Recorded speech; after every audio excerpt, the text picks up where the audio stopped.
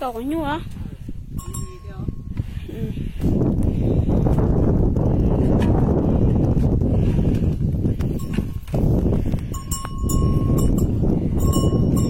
Tôi giờ bị tôn đấy.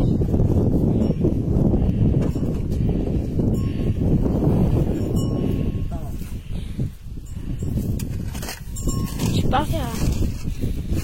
Để cho con ta đó.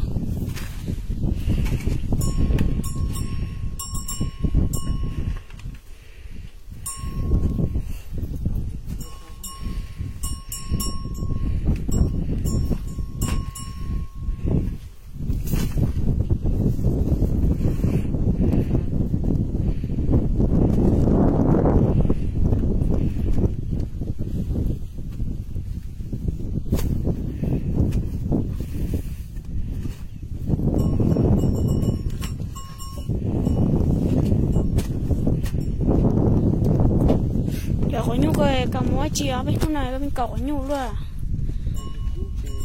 Còn bún chè à? Coi anh chế này anh chế lo đó.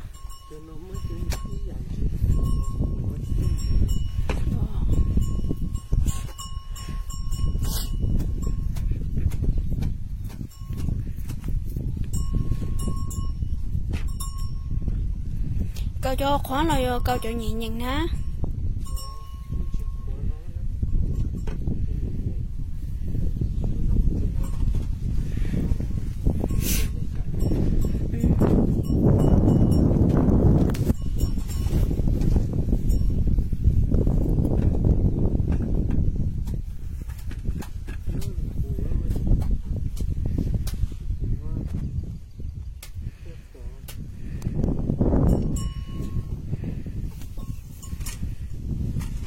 Chà bụi say luôn.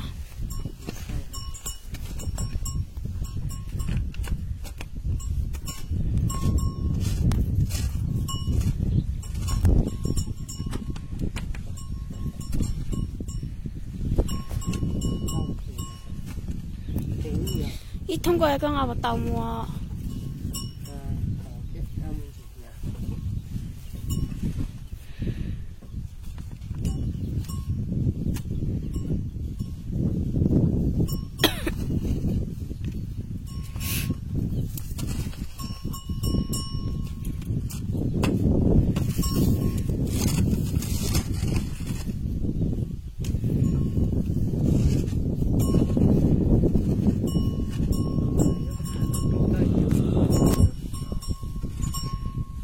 Coi đây hả chị có nhu xem mà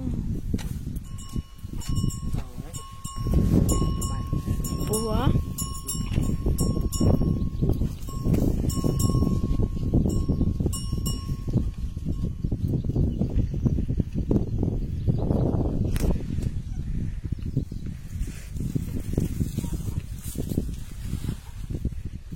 hai đứa có đất lòng à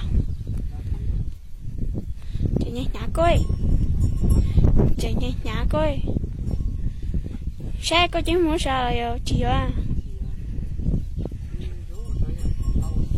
được rồi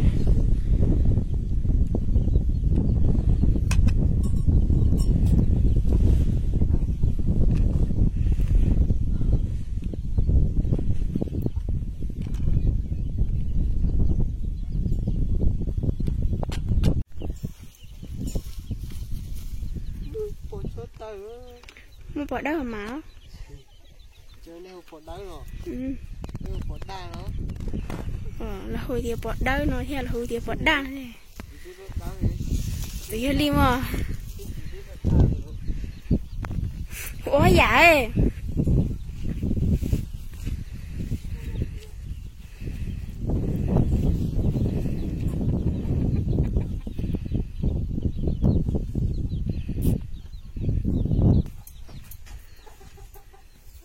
Sa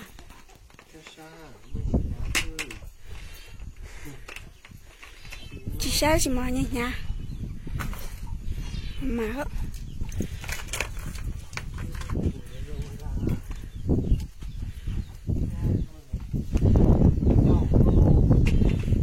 chơi chốc lá mà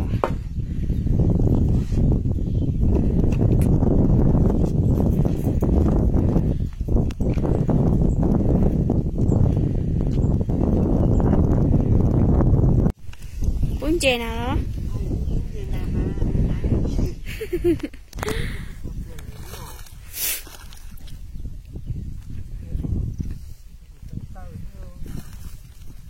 Thì có ai nữa bắt sao tôi nọ có cháu chỉ liên biệt to mà mãi gì con thống đèo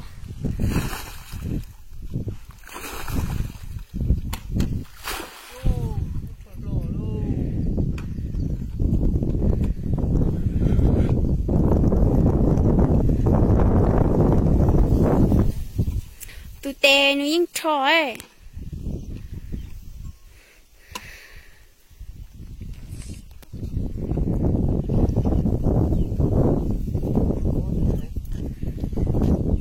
có món gì có chuyện gì tao bún chè lò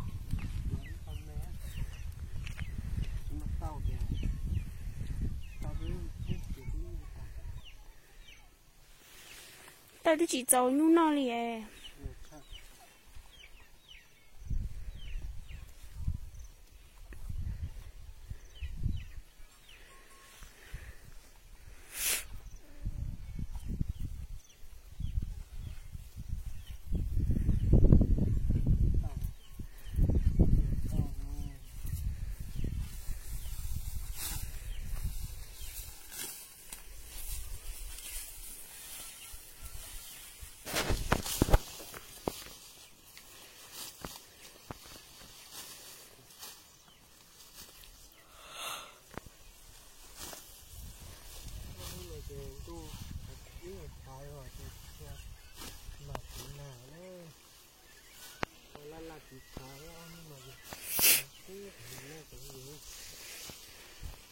thì đi chợ cú về cú thì lần nào về lò na đùa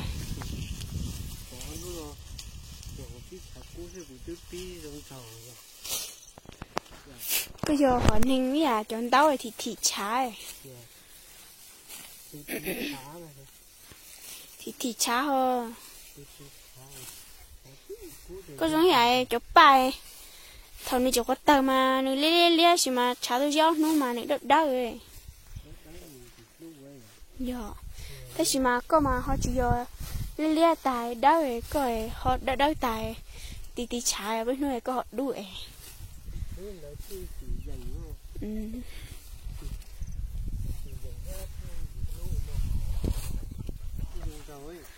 giờ lấy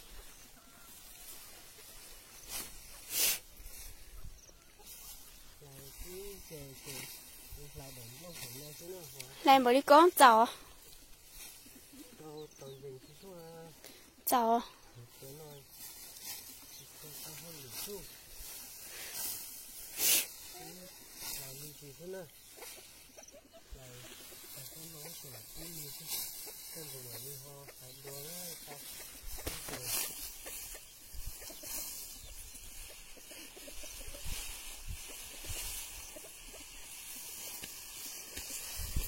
nó chưa, chúng nó tàu ra thì cái nó thế